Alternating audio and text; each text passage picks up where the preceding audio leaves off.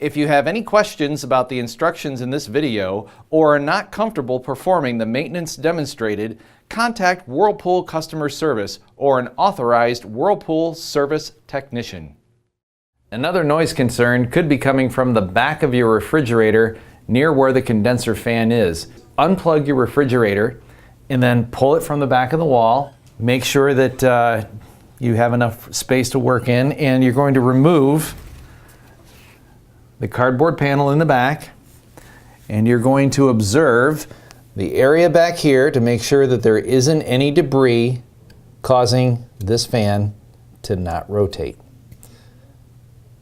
Once you've cleared any of the debris away, you're going to reverse the process. You're going to put this back on, and then you're going to plug it back in and resume normal operations. Warning: electrical shock hazard. Plug into a grounded 3-prong outlet. Do not remove ground prong. Do not use an adapter. Do not use an extension cord.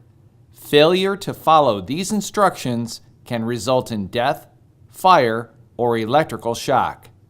Remember to always refer to your use and care guide.